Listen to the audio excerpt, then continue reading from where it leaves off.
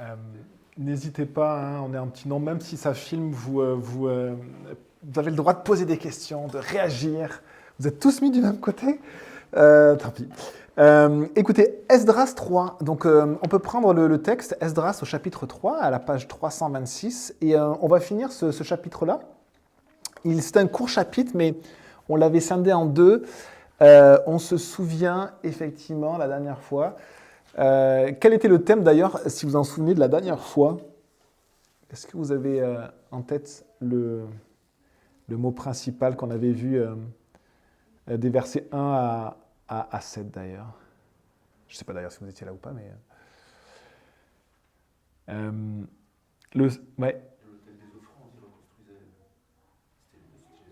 Ouais, l'hôtel, exactement. C'était l'hôtel qui était le centre. Et ce qui était étonnant, c'est qu'ils avaient ils avaient commencé à sacrifier comme si le temple en fait était en activité, alors qu'il était en ruine. Ils avaient commencé par l'autel. On a vu que l'autel était central. Et l'autel, ça nous parle vraiment du sacrifice de Jésus. Ça nous parle vraiment que Jésus est le centre. Et c'est autour de Jésus et de son sacrifice que l'Église, elle peut adorer. C'est vraiment le centre. Et alors, on pourrait dire, la construction n'avait pas débuté, puisque c'était que l'autel, mais c'était central. Et là, la construction, elle va débuter. Et on est au verset 8. Verset 8, alors on va peut-être finir. Donc, au verset 6, on avait lu, dès le premier jour du 7e mois, ils commencèrent à offrir des holocaustes à l'Éternel, alors même que les fondations du temple de l'Éternel n'étaient pas encore posées. On avait, la dernière fois, vu les fêtes du peuple juif, et le 7e mois était un mois très particulier. Et donc, ce 7e mois, ils allaient fêter la fête des tentes ou des tabernacles, des cabanes. Et cette fête, on avait donné aussi la signification spirituelle. Elle parle aussi de la fin des temps et du jugement de Dieu quand il fera le dernier tri, la dernière moisson. Mais ce qui était très étonnant, c'est qu'elle était en lien aussi avec l'histoire du peuple. Et le peuple, on s'en souvient, il avait vécu 40 ans dans le désert. Il avait vécu dans des tentes. C'était un peuple de bédouins, un peuple d'itinérants, un peuple d'étrangers en fait. Et du coup, ce peuple, eh bien en fait, il a vécu dans les tentes et on demandait en fait, lors de cette fête des tentes, au peuple de construire des petites cabanes sommaires en fait en dehors de chez eux et d'y passer du coup la semaine, parce que la fête durait une semaine, pour se souvenir de leur histoire, se souvenir du fait qu'en fait, ils avaient été des étrangers, ils n'avaient pas de maison. Et à ce moment-là, ce qui est très étonnant, et c'était un commentaire qui m'avait encouragé, en fait, à ce moment-là, quand ils sont revenus en Israël, leur maison était détruite. Ils n'avaient pas de maison, donc ils étaient obligés de se faire un abri sommaire et d'y habiter pendant peut-être plusieurs mois. Et donc la fête des tentes, c'était vraiment ce qu'ils vivaient. C'était se souvenir que leurs ancêtres eh bien, avaient quitté l'Égypte, n'avaient pas eu de maison pendant 40 ans, et qu'enfin, ils avaient pu avoir la terre promise et accéder en fait aux possessions que Dieu leur avait données. Et donc, c'est exactement la même situation. Le peuple se remémore qu'il est en fait étranger sur cette terre, itinérant, et qu'il a habité dans des tentes. C'était leur réalité. Verset 7, on donna de l'argent aux tailleurs de pierre et aux charpentiers, ainsi que de la nourriture, des boissons et de l'huile aux Sidoniens et aux Tyriens, pour qu'ils emmènent du cèdre du Liban par mer jusqu'à Jaffa. On agit de cette manière, suivant l'autorisation reçue de Cyrus, roi de Perse. Alors ici, on va commencer à proprement dit la construction. Donc là, on a parlé de l'autel la dernière fois, le centre. Sur les fondations, ils ont retrouvé les fondations, ils ont replacé l'autel sur ces fondations, qui nous parlent de Jésus. Et là, ils vont construire vraiment le temple. Donc il y a tout à construire. On commence bien sûr par les fondations du temple, et après il y aura les murs, et pour rétablir le lieu saint, le lieu très saint, les différents parvis. Et alors, il commence par quoi? Eh bien, on lit au verset 7, « On donna de l'argent aux tailleurs de pierre et aux charpentiers. » Donc, on va commencer en établissant eh bien, en fait, des ouvriers mais spécialisés, des ouvriers spécialisés, tailleurs de pierre et charpentiers. Alors, c'est étonnant parce que le mot charpentier, nous, ça nous parle un peu dans le Nouveau Testament. Il est dit en fait que Jésus était charpentier. Mais en fait, ce mot-là, dans le Nouveau Testament, charpentier, tekton ou teklon en grec, de mémoire, ça veut aussi dire maçon. Ça peut vouloir dire aussi maçon. C'est des ouvriers, en fait. Ce sont des ouvriers. Et ici, on a un peu les mêmes qualificatifs. On a à la fois les tailleurs de pierre, c'est aussi un autre terme pour maçon, ou les charpentiers. Et assez étonnant parce que c'est un peu les qualificatifs de Jésus. En fait, Jésus était un charpentier, un maçon. On ne sait pas si c'était l'un ou si c'était l'autre. On a les mêmes qualificatifs pour construire le temple. Et on se souvient que Jésus, en fait, il dit « Je bâtirai mon église et le séjour des morts, c'est-à-dire l'enfer, ne gagnera pas contre elle, ne prévaudra pas contre elle. » Ça veut dire que même la mort, même l'enfer, même le fait de périr, ne peut pas vaincre et engloutir les enfants de Dieu, l'Église. C'est quelque chose de très fort parce que extérieurement, l'Église peut sembler faible, mais en fait, intérieurement, elle est extrêmement forte parce qu'elle est plus forte même que la mort et que l'enfer. Quelqu'un avait vu en songe les portes de l'enfer et il a réalisé que l'enfer existait.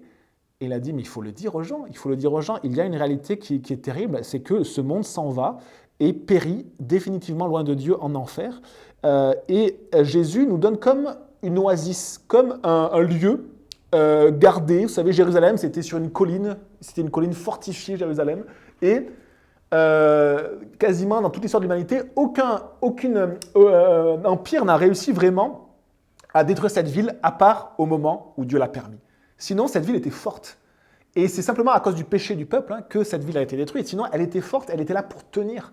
Et on a aussi dans ce monde-là cette église qui est là comme un îlot au milieu d'une mer un peu déchaînée, sans fondement, sans base, et qui ballotte les gens de droite à gauche, qui les engloutit aussi, qui en fait leur donne aucune direction pour la vie. Eh bien, il y a ce petit îlot, c'est l'église. Et cette église, c'est Jésus qui l'a construit. Et Jésus, c'est notre maçon, c'est notre charpentier. C'est celui qui construit l'église. Alors, on va voir dans ce texte-là que à la fois tout le peuple participe à l'œuvre et à la fois il y a des tâches particulières pour certains. Donc là, on voit deux tâches particulières pour certains, ceux qui sont maçons ou tailleurs de pierre et ceux qui sont charpentiers. Ensuite, on voit que ils vont, donc là on prépare vraiment, donc c'est-à-dire on va demander finalement aux ouvriers qualifiés de préparer le matériel, c'est-à-dire le bois et la pierre, tailleur de pierre et charpentier. Et ensuite on a besoin aussi du coup des ressources. Alors les ressources, ils vont les chercher où? Et on voit, ainsi que donc ils donnent de la nourriture, des boissons et de l'huile, donc en fait ils donnent en fait un paiement en nature, à qui? Aux Sidoniens et aux Tyriens. Sidon et Tyr, c'est les deux villes qui sont au-dessus d'Israël, qui sont sur la côte. Elles sont connues à la fois pour leur commerce et des Phéniciens. Les Phéniciens, ils sont des commerçants hors pair quasiment dans toute l'histoire de l'humanité. Et aussi pour la qualité exceptionnelle de leur bois, qui est donc le cèdre du Liban. Ils avaient des ouvriers qualifiés pour travailler ce bois-là. Ils avaient sûrement des forêts à côté. Et du coup, ils travaillaient ou ils commerçaient avec ce bois-là. Et Salomon, quand il va construire le premier temple, la première fois qu'il va construire le temple, ce temple qui est détruit d'ailleurs, et que le peuple veut reconstruire, ce temple-là, pour le construire, David et puis après également Salomon est allé au même endroit pour chercher le bois. Et donc là, on voit que le peuple, il a peu de moyens par rapport à l'époque de Salomon, par rapport au temps du premier temple. Là, on va rentrer dans l'époque qui s'appelle l'époque du second temple. Eh bien, ils ont peu de ressources. Mais malgré leurs ressources, ils veulent donner, et ça fait d'ailleurs référence à ce qu'on a lu ce matin, Nicole, ils veulent donner le meilleur. Ils veulent donner le meilleur. C'est-à-dire qu'ils ne vont pas couper quelques bois parce qu'ils n'ont pas beaucoup d'argent. Ils veulent quand même donner le meilleur, même si peut-être la construction sera moins grande, mais ils veulent aller chercher le meilleur. Et ils s'en donnent du coup les moyens et ils vont du coup commander à ces Tyriens et ces Sidoniens du cèdre du Liban par mer jusqu'à Jaffa. Alors, comment ils transportaient le bois? Comme de tout temps. L'homme n'a pas inventé grand-chose. On coupe ces grands troncs de bois, on les met dans la mer et à part juste en flottant, ils circulent jusqu'à en fait à longer la côte, jusqu'à Jaffa, le port qui était à côté d'Israël, ou un des ports d'Israël. On agit de cette manière suivant l'autorisation reçue de Cyrus, roi de Perse. Alors, l'autorisation de Cyrus, peut vouloir dire deux choses. Peut vouloir dire à la fois la loi de Cyrus. On sait que Cyrus, il a émis un décret autorisant le peuple à revenir, et d'une manière très précise. Donc, qui parmi vous fait partie de son peuple, que son Dieu soit avec lui, qu'il monte à Jérusalem en Juda pour reconstruire la maison de l'Éternel, le Dieu d'Israël. Et on lit aussi, partout où s'est installé le reste du peuple de l'Éternel, les habitants de l'endroit lui donneront de l'argent, de l'or, du matériel et du bétail avec des offrandes volontaires. Donc, il y avait aussi dans le décret de Cyrus un côté presque de subvention, c'est-à-dire il demandait au peuple de donner quelque chose aux Juifs, au peuple perse. Et ce mot autorisation veut dire aussi subvention. Donc, peut-être que avec effectivement leurs faibles ressources, eh bien, il y avait aussi des subventions de l'Empire perse. Alors, ça nous donne deux mots à analyser. La loi, selon la loi, ils agissent selon la loi perse, et ils profitent aussi des subventions. Ça, c'est étonnant. Et donc, on a ici, effectivement, cette loi. Alors, ça m'a fait penser, en fait, qu'ils sont dans leurs droits. Ils sont dans leur droit de faire ce qu'ils font. C'est-à-dire construire le temple de Dieu, c'est quelque chose qui même est inscrit dans la loi perse. Et il faut savoir une chose, c'est que Dieu a permis aussi, donc il a permis en moins 500 au temps des Perses, mais il permet aussi aujourd'hui, vous savez que dans la loi, dans la Déclaration des droits de l'homme et du citoyen, en fait, vous avez inscrit comme base de notre société occidentale ceci, article 18, « Toute personne a droit à la liberté de pensée, de conscience et de religion. Ce droit implique la liberté de changer de religion ou de conviction, ainsi que la liberté de manifester sa religion ou sa conviction. » Vous avez le droit de manifester votre religion ou votre conviction. C'est un droit, c'est le fondement de notre monde occidental. Et donc, quand on vient nous reprocher, parce que peut-être parfois les régimes les gouvernements peut-être sont un peu plus durs, eh bien, on va voir qu'ils vont vivre la même chose, les Juifs. Ils vont vivre exactement les mêmes empêchements, les mêmes oppositions. On va leur dire, vous n'avez pas le droit de construire le temple. Vous êtes un peuple rebelle. Et eux, ils vont dire, ben si, parce que c'est marqué dans la loi. Parce que Dieu a permis, en fait, qu'il y ait une loi qui soit promulguée de ce roi perse, Cyrus, et qui puisse effectivement autoriser ce peuple. Et ce qui est très étonnant, en fait, des lois perses, souvenez-vous de Daniel, dans la fosse au lion. Daniel, on va créer une loi, on va voter, pas voter, mais éditer une loi des Mèdes et des Perses. Et le livre de Daniel nous dit que la loi des Mèdes et des Perses ne peut pas être révoquée. C'est-à-dire quand les Perses, en fait, écrivaient une loi, même l'empereur lui-même n'avait pas la puissance pour changer la loi. Il fallait donc l'appliquer. Et ce qui est très étonnant, c'est que là, cette loi-là, elle est donnée par un Perse, par un roi perse, comme si cette loi-là, personne ne pourra la révoquer.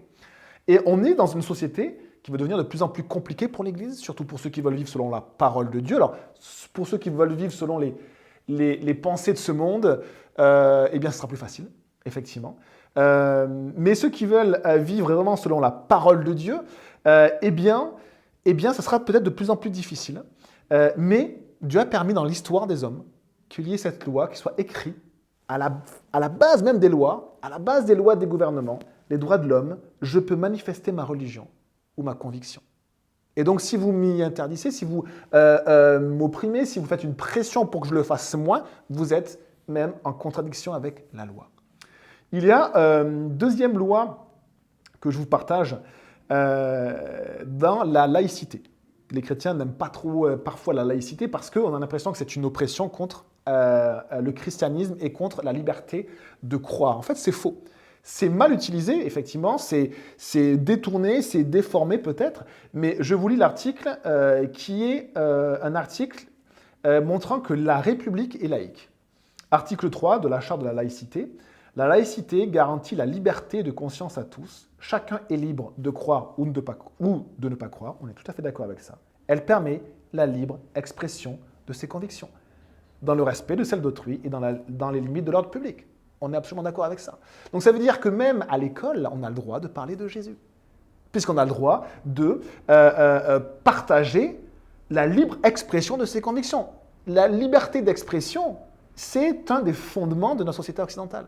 Donc, il y a ces choses-là qui sont bien sûr étouffées, qui sont bien sûr attaquées, mais Dieu a permis qu'elles soient quand même écrites dans la loi, on pourrait dire, des Mèdes et des Perses. Cette loi qui, normalement, ne peut pas être détournée ou presque enlevée.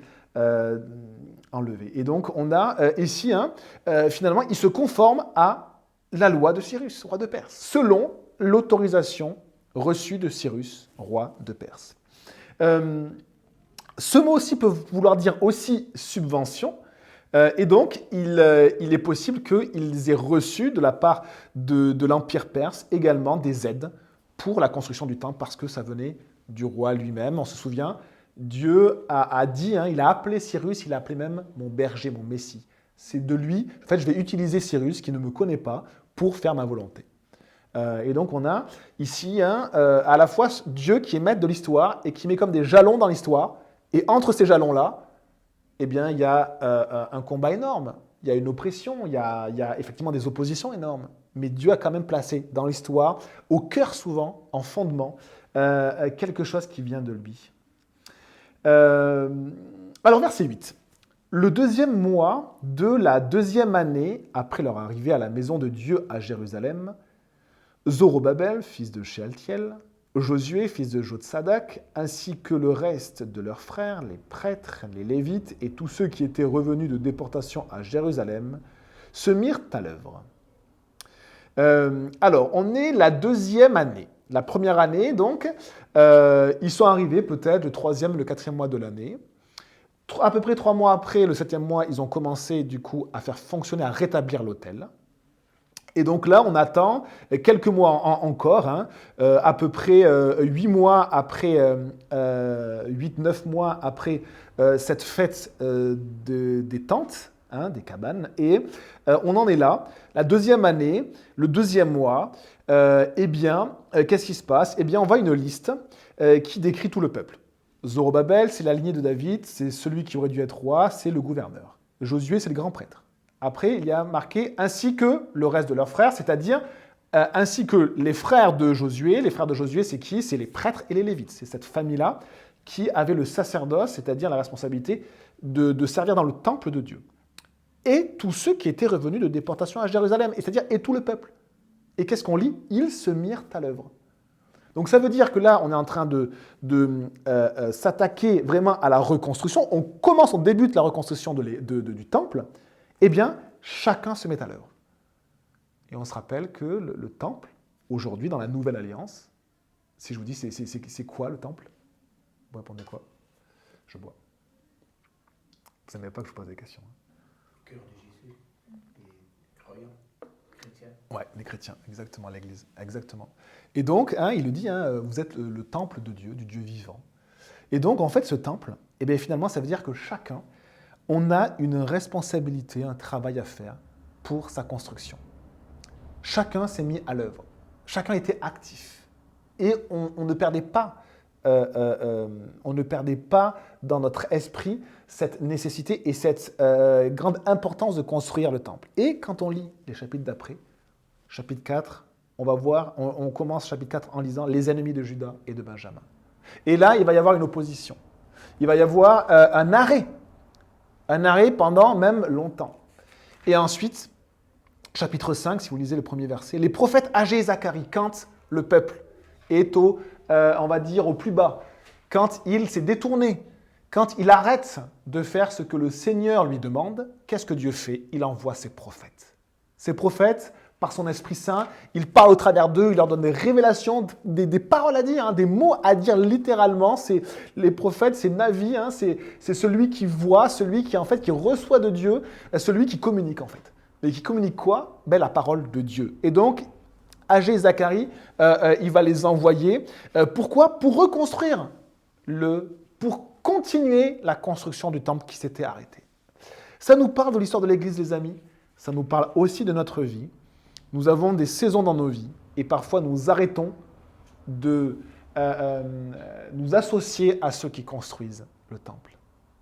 Chacun a une œuvre à accomplir. Et alors on pourrait se dire, mais qu'est-ce que moi je fais? Est-ce que moi je suis un tailleur de pierre, un charpentier, un maçon? On verra qu'il y a aussi le terme maçon.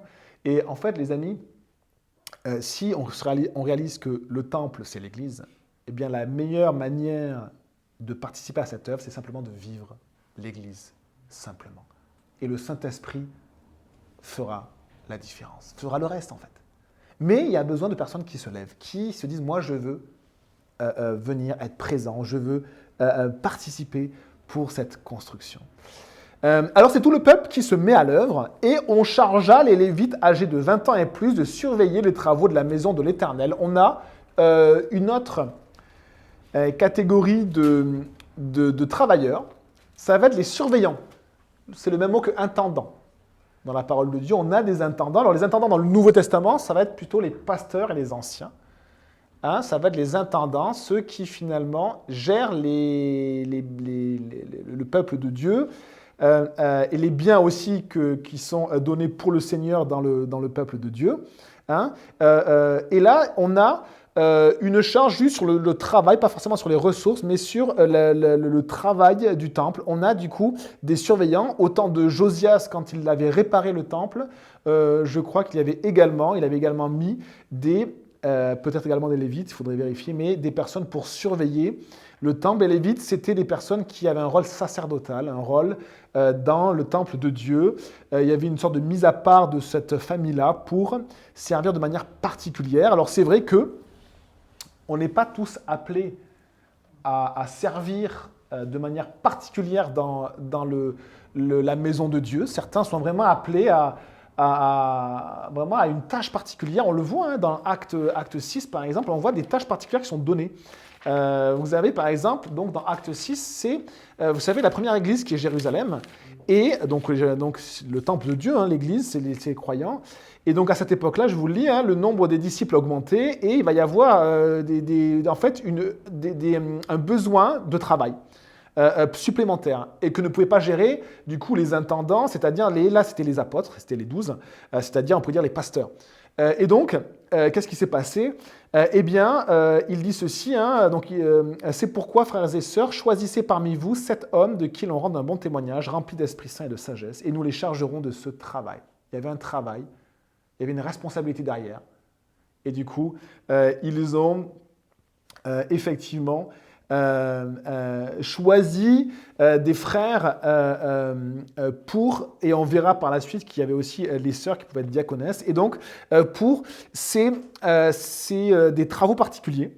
D'accord? Et là, on voit que c'est un peu pareil, c'est sous la direction des responsables, c'est-à-dire le gouverneur et le grand prêtre, Zorobabel et Josué. En fait, c'est tout le peuple hein, qui vont charger les Lévites de surveiller les travaux de la maison de l'Éternel. Donc ce sont des responsables, ce sont des leaders, on pourrait dire, dans la maison de Dieu. Hein.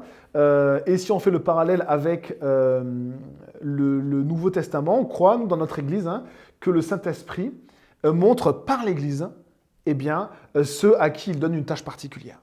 En fait, c'est pas l'Église qui va choisir, c'est que c'est dans l'Église. En fait, c'est le Saint-Esprit qui va montrer par l'Église les personnes que Dieu met à part pour une responsabilité particulière. Hein, c'est des personnes qui vont avoir à cœur en particulier l'œuvre dans l'Église et qui vont du coup prendre en fait une charge de travail particulière. Et on le voit dans notre Église, hein, on a aussi reconnu des diacres. En fait, on les reconnaît. En fait, ils servaient, puis on a reconnu qu'ils étaient diacres. Voilà. Et après, à la fois, ce sont des tâches particulières, mais à la fois, on a vu qu'on est tous des serviteurs. On est tous à l'œuvre dans ce travail-là. Pas tous pour préparer la technique, pas tous pour... ça, c'est plutôt Sylvain qui fait ça. Pas tous pour gérer tout l'administratif, c'est plutôt Sylvana. Tout ce qui est la comptabilité, c'est plutôt Alain, et puis plein d'autres choses aussi. Mais on a tous un rôle pour se mettre à l'œuvre. Et on se souvient de ce que le Seigneur nous avait dit la dernière fois. Ils se levèrent pour reconstruire l'autel. Et se lever, c'est se mettre au travail. Donc voilà, prenons garde de ne pas nous endormir, puis de continuer à être debout dans l'église du Seigneur. Il faut juste être debout, il faut juste être là, il faut juste être disponible pour le Seigneur et le Seigneur fait le reste. Il fait vraiment le reste. Et alors, le peuple charge les Lévites âgés de 20 ans. Pourquoi 20 ans et plus ? Parce que, alors, dans le Deutéronome, les Lévites prenaient leur fonction à 30 ans. Mais David va réformer cette loi-là et va abaisser l'âge à 20 ans. Et donc là, c'est selon, finalement, le fonctionnement de David. Et on va voir que David est cité plus loin. C'est aussi un repère pour ce peuple-là. David a été vraiment important. C'est lui qui a initié la construction, puisque c'est lui qui a eu à cœur la construction. C'est lui qui a préparé les ressources et tout le matériel pour construire le temple, qui sera construit après par Salomon. Et c'est lui aussi qui a mis en place la louange dans la maison de Dieu. Il a mis la louange, et on le verra par la suite. Et donc, on chargea les Lévites âgés de 20 ans et plus de surveiller les travaux de la maison de l'Éternel. Alors Josué, accompagné de ses fils et de ses frères, Kadmiel, accompagné de ses fils et des Judéens, s'occupèrent tous ensemble de surveiller ceux qui travaillaient à la maison de Dieu. Il y avait aussi les fils de Hénadad, avec leurs fils et leurs frères, les Lévites. Et alors le texte dit en fait que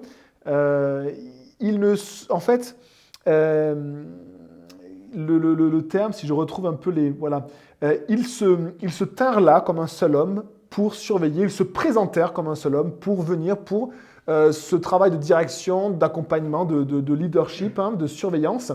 Ils se sont présentés avec joie, et ce n'est pas qu'ils ont offert leurs compétences, c'est qu'ils ont été contents finalement qu'on leur demande d'avoir cette tâche-là, et ils se sont présentés pour la tâche qu'on leur avait donnée. Ils répondent joyeusement à finalement cet appel à servir d'une manière particulière, ces surveillants, ces intendants. Et on a effectivement dans le Nouveau Testament aussi une description sur ceux qui ont une tâche particulière dans l'Église.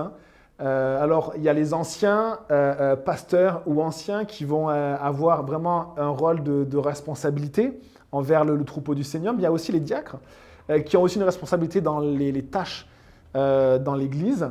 Et on voit qu'il y a des qualificatifs aussi pour ces personnes-là, qu'ils soient mariés d'une seule femme, qu'ils ne soient pas donnés à l'alcool, aux excès, qu'ils éduquent dans un plus grand respect leurs enfants. Et on a ces qualificatifs-là aussi qui faisaient partie également des qualificatifs, on peut penser, des personnes qui travaillaient pour la maison de Dieu. Il y avait un appel de Dieu, il y avait aussi un sérieux à avoir et des critères, on pourrait dire, moraux pour en fait, avoir cette tâche-là. Et alors, on passe au verset 10. Verset 10. Lorsque les maçons, et là c'est un autre mot qui est utilisé, posèrent les fondations du temple de l'Éternel, on disposa les prêtres en costume, avec les trompettes et les Lévites descendants d'Asaph avec les cymbales, afin qu'ils célèbrent l'Éternel d'après les directives de David, roi d'Israël. On est au verset 10. Alors étonnant, là on a un troisième mot, on a eu les tailleurs de pierre, on a eu les charpentiers, là on a les maçons. Alors les maçons c'est un terme général. Maçon en fait c'est même pas les maçons, c'est ceux qui bâtissent. Il n'y a pas un qualificatif pour la fonction de la personne qui bâtit, mais c'est ceux qui ont pris part à l'œuvre. Ceux qui bâtissent, ceux qui participent à l'œuvre qui est de construire, ici c'est reconstruire, la maison de Dieu, le temple du Seigneur. Reconstruire la maison de Dieu, donc bana, c'est le terme, c'est bâtir, rebâtir, établir, former une maison.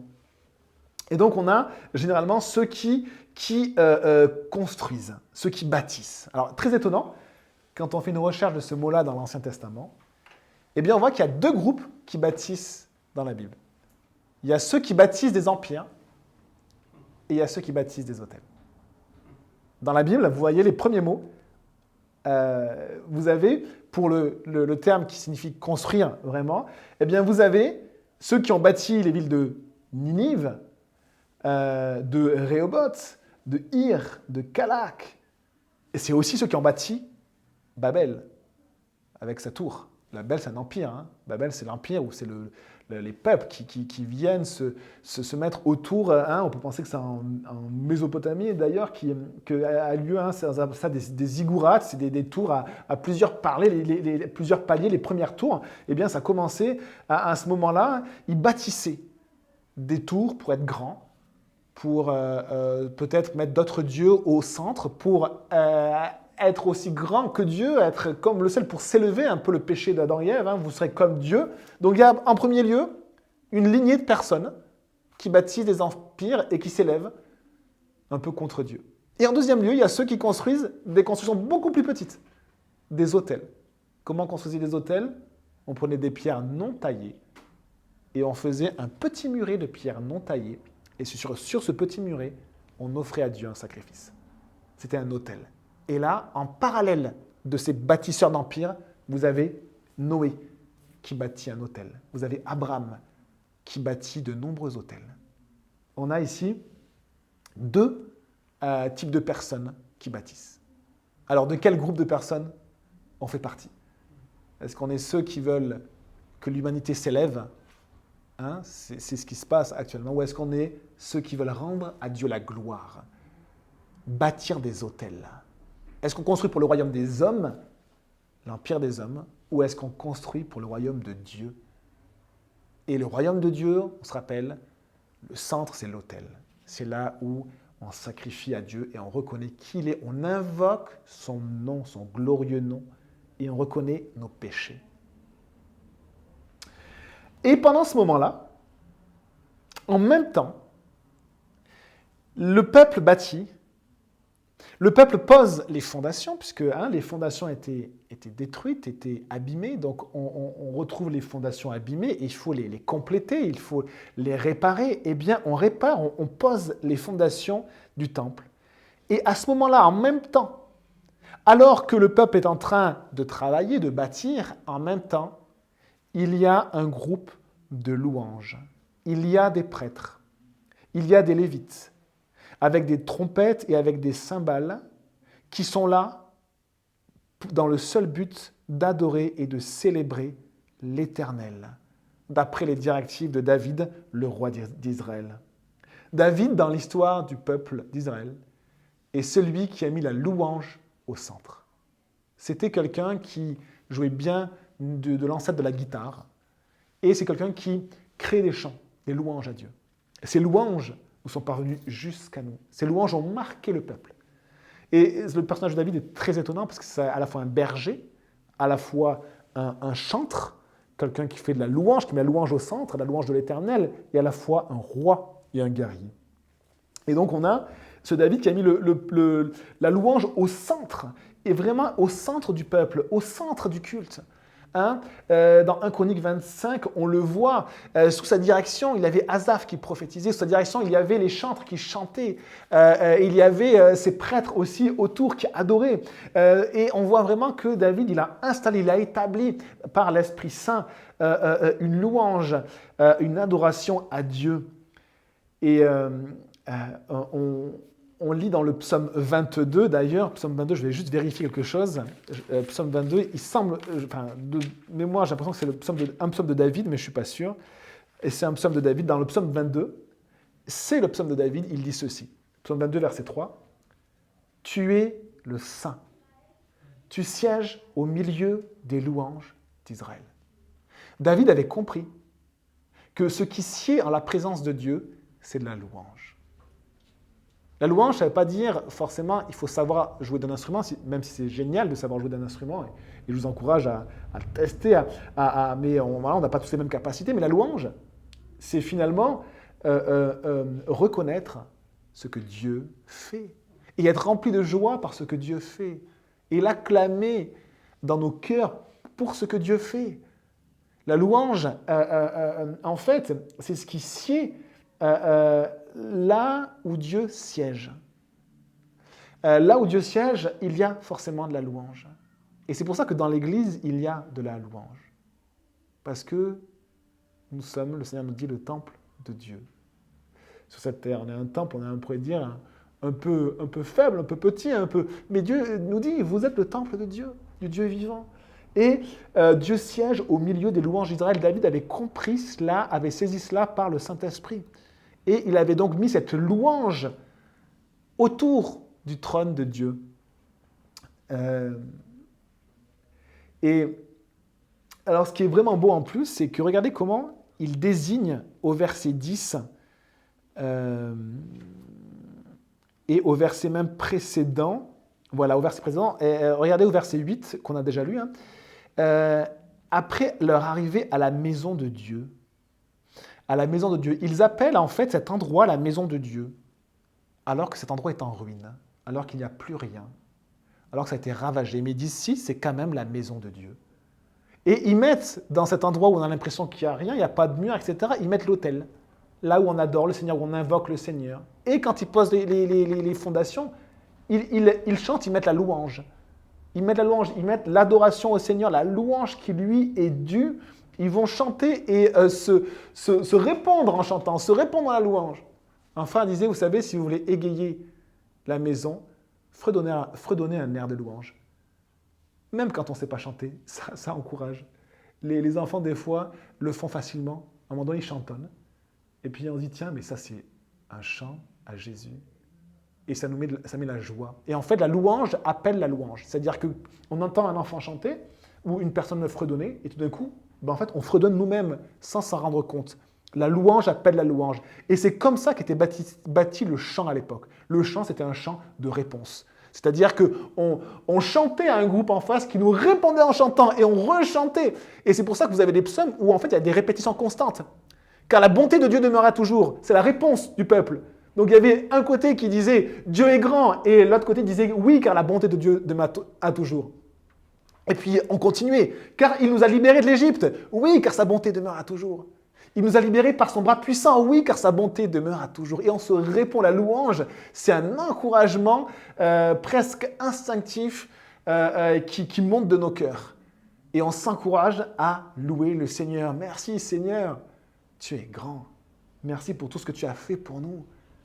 Et la louange est incroyable parce qu'on n'est plus centré sur ce que l'on n'a pas, mais sur Dieu et sur ce que Dieu nous donne et nous a donné dans nos vies. Et Dieu nous a donné plein de choses. Alors, il y a plein de choses qu'on a envie d'avoir en plus. Mais avant peut-être d'attendre à tout prix de ce que... Moi, c'est pareil, hein, absolument ce qu'on aimerait en plus. Mais déjà, louons le Seigneur pour ce qu'il nous a donné, car sa bonté demeure à toujours. Et regardez, c'est exactement ce qui va se passer. Verset 11, il se répondait en louant et en célébrant l'Éternel. Il est bon, oui, car sa bonté dure éternellement pour son peuple Israël. Et tout le peuple poussait de grands cris de joie, en louant l'Éternel parce qu'on posait les fondations de la maison de l'Éternel. Vous savez, quand Steve et Laura sont venus ici, l'appel de Steve, ça a été de poser les fondations d'un petit temple, d'une chapelle. Hein, la maison du Seigneur, c'est son appel qu'il a eu. Et Paul nous dit qu'il a fait la même chose, lui, de maison, de ville en ville. Il a posé les fondations. Et qu'on ne peut pas poser d'autre fondement pour l'Église que Jésus-Christ. Et c'est ce que Steve a fait avec le ministère également de Laura. Et là, regardez, alors qu'il n'y a pas de mur, alors que c'est désert, alors que la ville de Jérusalem est en ruine, ils sont dans la joie. Ils sont dans la joie parce qu'on pose les fondations. Et si on pose les fondations, c'est qu'après, le projet de Dieu, c'est de monter les murs et de finaliser cette œuvre.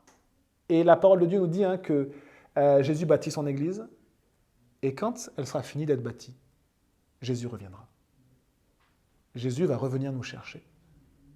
Quand son Église, cet édifice-là, sera fini. Quand le Seigneur aura fait l'œuvre qu'il a voulu faire, qu'il aura amené dans son Église les personnes qu'il aura voulu amener, qu'il aura complété son Église, bien à un moment donné, eh bien, il dira, l'œuvre est terminée, je viens. Je viens rechercher et habiter au milieu de mon temple. et le Seigneur viendra habiter au milieu de son temple. Et on a ici ce psaume incroyable. Alors, ce psaume, c'est génial parce qu'on a l'impression qu'ils sont en train de chanter des psaumes. Hein. Si vous connaissez un peu les psaumes, si vous les lisez, là, ce sont des vers qu'on retrouve dans les psaumes. Psaume 100, il y a marqué « Entrez dans ses portes, les portes de la maison de Dieu, avec reconnaissance. Dans ses parvis, avec des chants de louange, célébrez-le, bénissez son nom, bénissez le nom de Dieu. Car l'Éternel est bon, car sa bonté dure éternellement, sa fidélité de génération en génération. » En entrant dans la maison de Dieu, on chante, on loue, on remercie, on est heureux, on est plein de joie. Et le peuple ici, il est sur des ruines, mais pour lui, il est dans la maison de Dieu. Parce que c'est le lieu, c'est là où il y a les fondations. Et vous savez, si on est fondé sur Jésus, même si les murs ne sont pas très hauts de notre petite chapelle, en fait, on a tout pour se réjouir. Parce qu'il y a les fondations. Parce qu'il y a Jésus. En fait, notre solidité, notre vie d'église ne dépend pas du nombre. Moi, j'aimerais qu'il y ait plus de personnes. Je dis à Dieu, Seigneur, fais grandir ton église, s'il te plaît. Mais le Seigneur, en fait, nous encourage pas par le nombre. Il nous encourage par sa présence. Par la présence du Seigneur. C'est elle qui nous encourage. Parce que c'est les fondations, les fondements de l'Église. Et s'il y a les fondements, il y a la maison de Dieu. Il y a la maison de Dieu. Et après, le Seigneur fera ce qu'il voudra. Nous, on est juste là pour se lever et pour se mettre à disposition du Seigneur. Pour participer à cette œuvre. Tout simplement. Alors, un autre psaume nous dit, psaume 117, « Louez l'Éternel, vous toutes les nations, célébrez-le, vous tous les peuples, car sa bonté pour nous est grande, et sa fidélité durera toujours. » Ou sa vérité. Le mot fidélité, c'est sa vérité.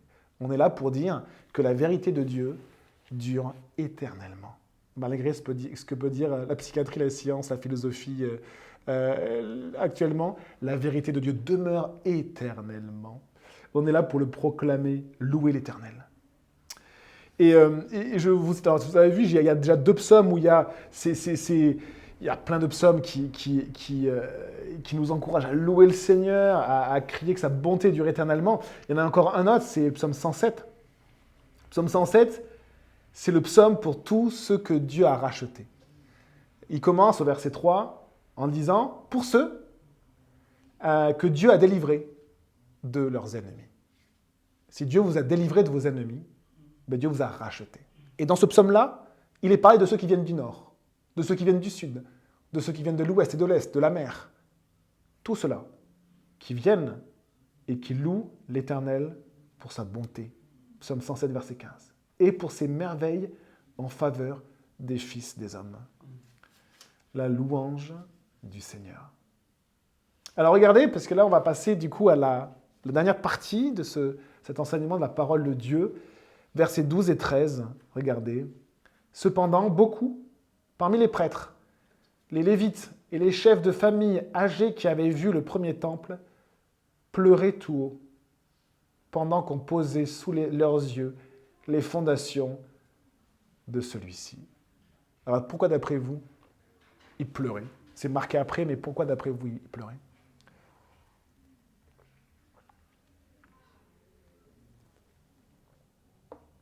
Alors que c'est un sujet de joie, c'est un sujet d'immense joie, et eux, ils pleurent, ils sont pleins de tristesse. Comme beaucoup d'autres faisaient éclater leur joie par des cris, on ne pouvait distinguer, verset 13, le bruit des cris de joie et celui des pleurs du peuple. En effet, ils poussaient de grands cris qu'on entendait au loin, des cris de joie et des cris de tristesse qu'on n'arrivait pas à dissocier. Ça nous parle de notre histoire à nous, ça nous parle de l'histoire de l'Église, ça nous parle de l'histoire du peuple de Dieu. Vous avez ici 2 catégories de personnes. Vous avez les jeunes, qui n'ont pas beaucoup péché, et vous avez les vieux qui ont beaucoup péché. Et les jeunes qui n'ont pas beaucoup péché, eux, ils ne sont pas responsables, à proprement parler, de l'exil du peuple. Ils sont nés en captivité. Eux, ils sont nés dans une ville de Babylone, dans une ville de l'Empire perse. Et ils reviennent et ils sont heureux parce qu'eux, ils voient l'œuvre de Dieu. Ils réalisent à quel point c'est crucial, c'est nécessaire, c'est la chose la plus importante dans leur vie, que la maison de Dieu puisse être rebâtie, l'endroit où siège le Seigneur, l'Éternel. Et alors ils se réjouissent parce que c'est l'œuvre de Dieu sur la terre. C'est travailler pour le royaume de Dieu. C'est vraiment la chose la plus importante à leurs yeux. Mais à côté de ça, vous avez ceux qui faisaient partie de l'ancien temple. Et ceux à cause de qui l'ancien temple a été détruit. Ceux qui ont vu Jérusalem être détruite et le temple du Seigneur être détruit et les objets sacrés être volés à cause de leur éloignement de leur péché. Et alors, vous avez ceci, et les émotions ne peuvent pas être maintenues. Vous avez à la fois une joie incroyable, parce qu'on pose les fondations de la maison de Dieu, et vous avez à la fois une tristesse incroyable, parce qu'on réalise que ce temple n'aurait jamais dû être détruit. Et que s'il a été détruit, c'est à cause du péché du peuple. C'est-à-dire les vieux qui étaient là, ils disaient, mais c'est à cause de mon péché. C'est ce que Daniel va dire. Daniel, il va dire, avant le retour du peuple, il va s'humilier, on avait lu ce chapitre, en disant, mais c'est à cause de nos péchés que tu t'es éloigné, que tu as délaissé ta maison, que tu as délaissé ton peuple. Ça nous parle de l'histoire de l'Église, les amis. L'histoire de l'Église qui, presque malheureusement, inéluctablement, génération après génération, s'il y a une génération fidèle, eh bien rapidement, il y a d'autres générations qui vont toujours déformer ce que Dieu a donné et a fait. Et le Seigneur nous met en garde aussi, et il met en garde prophétiquement toutes les églises dans l'Apocalypse. Il dit dans les Apocalypses, il y a 7 églises. Et à chacune, il dit attention, parce que je vais enlever la lumière que j'ai mise au milieu de toi, la lampe. Et si Jésus enlève la lampe, il enlève sa présence. Et l'église n'est une église que de nom, mais elle n'a plus les fondations. Alors s'il n'a plus les fondations, elle a beau avoir des beaux murs, elle a beau être remplie. Elle a beau crier au Seigneur et chanter, avoir la meilleure louange qui soit, des prédicateurs exceptionnels. S'il n'y a plus les fondations, ce n'est plus l'église du Seigneur. Parce que les fondations nous parlent de Jésus-Christ, celui qui est mort pour nos péchés. Et vous avez cette tristesse et cette joie qui se mélangent. Et je me disais aussi, dans ma propre vie, quand on est jeune, on est un peu fougueux, on veut tout révolutionner. Et je ne suis pas très vieux, mais plus on avance, et plus le Seigneur nous dit, tu as besoin de grandir aussi en maturité. Et plus le Seigneur nous dit ça, plus on réalise nos erreurs, les choses qu'on a loupées, finalement. Et on a un regard derrière nous, et on a une repentance, une humiliation qui est plus grande que quand on est jeune. Quand on est jeune, en fait, on n'a pas de quoi être humilié, on a la vie devant nous, en fait. À part si on a peut-être vécu des choses horribles dans notre vie, mais si on est jeune, on a notre famille, etc., on veut juste avancer, on veut manger la vie, même quand on est chrétien, on veut vraiment vivre à fond pour le Seigneur. Et plus on avance, plus on voit à quel point, eh bien, notre nature propre, la nature de l'homme, elle combat constamment contre Dieu. Constamment. Et dans l'Église aussi. Constamment, contre la vérité, contre le Saint-Esprit, contre la personne de Jésus. Quoi Dieu a dit. Et on a vraiment cette histoire-là, et c'est très triste, c'est très fort, parce qu'on a ici à la fois l'aveu d'échec du peuple, et à la fois la joie éclatante, et l'énergie pour participer à la construction. Alors, que le Seigneur remplisse sa maison de jeunes et de vieux. Ce qui est beau, c'est qu'on a besoin des deux. Vous savez, une église qu'avec des jeunes, ils vont avoir du mal à s'humilier.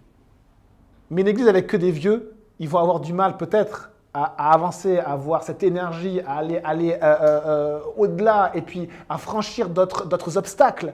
Et on a besoin des vieux et des jeunes. On a besoin de la tristesse et de la joie. On a besoin des cris de louange et des cris d'humiliation. On a besoin de la sagesse et de la fraîcheur. On a besoin de la maturité et des nouveau-nés. Des nouveau-nés dans l'Église, des jeunes en Christ qui grandissent. C'est la maison de Dieu, c'est le temple du Seigneur. Les vieux chantent, les jeunes chantent et les vieux pleurent. Mais on est tous appelés effectivement à participer à cela. Alors, on ne pouvait distinguer le bruit des cris de joie, et je finis avec ça, et celui des pleurs du peuple. En effet, il poussait de grands cris qu'on entendait au loin. Alors, est-ce que c'était un cri de lamentation ou un cri de joie? On ne savait pas. Il y avait une sorte de ferveur incroyable. Et vous savez, quand on va se présenter devant le Seigneur, je ne sais pas vraiment si on va faire les fiers. Je ne sais pas, je ne pense pas. Plus on avance, plus je me dis, je ne vais pas venir, ah, Seigneur, regarde ce que j'ai fait pour toi. Peut-être les jeunes diront ça, waouh, Seigneur, on a fait des trucs de fou, un peu comme les disciples. On a même chassé des démons en ton nom. Et puis à côté, il y aura ceux qui auront un peu plus vécu avec le Seigneur et qui diront, Seigneur, sincèrement, je te demande pardon. J'ai loupé tellement de choses dans ma vie. Et le Seigneur nous amènera dans sa grâce. Nous montrera à quel point notre vie a été utile. Parce qu'il nous montrera en fait l'action de Dieu dans nos vies. Malgré nos erreurs, il nous montrera à quel point Jésus a été puissant. Jésus a œuvré au travers des fois de nos paroles, au travers des fois de nos actes, parce que c'est notre Père, c'est lui qui transforme nos vies et qui vient habiter dans nos vies, et donc qui agit dans nos vies. Et le Seigneur même voudra nous donner des récompenses. C'est un peu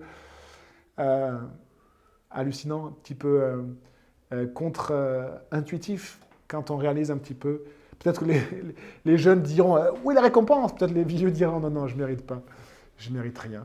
Je veux juste être, comme dit Steve, je voudrais juste passer la serpillière, s'il te plaît, dans ton ciel. Ça me va. Juste passer la serpillière, je serai le plus heureux des hommes. » Il y a une force dans la joie, une vraie force dans la joie dans la parole de Dieu. Et on peut puiser, les amis, notre joie, quel que soit notre âge, jeune et vieux, notre joie profonde et puissante qui sort, qui déborde de Jésus. C'est la source de notre joie. Alors, je ne vais pas lire tous les versets qui le disent, mais c'est vraiment, il y a ce lien chanté avec joie, avec allégresse à Dieu, notre force.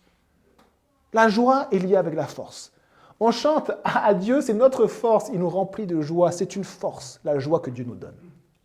Mais aussi, une autre force, les amis, c'est aussi l'humiliation et la repentance. Souvenez-vous du fils prodigue, ce fils qui a abandonné son père pour faire ce qu'il avait voulu et un peu n'importe quoi, il en ressort cassé, il n'a plus aucune ressource. Regardez ce qu'il dit.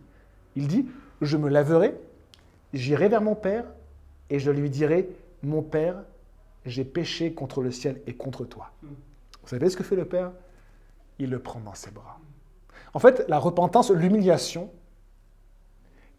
permet à Dieu de reprendre les rênes de notre histoire et l'humiliation nous ramène dans les bras de Dieu. La repentance nous ramène dans les bras du Père. C'est une puissance incroyable. Quand on est dans la tempête, quand tout va mal, la repentance nous ramène dans les bras de notre Père. La joie et la repentance. On prie les amis. Seigneur mon Dieu, merci pour ta parole qui nous parle. Même si on est quelques-uns, il y a une douceur qui vient de ta présence, Seigneur, et que l'on ressent. On veut te le témoigner, Seigneur. Merci pour ta présence. Tu nous dis que tu es présent parmi nous. Et nous l'expérimentons chaque dimanche, Seigneur. Et chaque aussi mercredi soir, chaque jeudi soir, Seigneur, quand l'Église se rassemble, tu es là. Tu es là, Seigneur. Merci, mon Dieu, pour ton Église, que tu puisses nous bénir par ta joie. Une joie profonde et une louange, Seigneur, éclatante, et que tu puisses nous bénir aussi par un cœur de repentance, d'humiliation, un cœur humble qui t'apporte ses péchés jour après jour pour rester dans tes bras. Que ton nom soit glorifié ce matin. Bénis l'Église de La Rochelle en ce moment. S'il te plaît, mon Dieu, bénis le pasteur Steve également. Saint-Esprit, s'il te plaît, donne-lui tes paroles de prophétie. Merci, Seigneur, pour ton Église. Amen. Je peux te demander de mettre pause.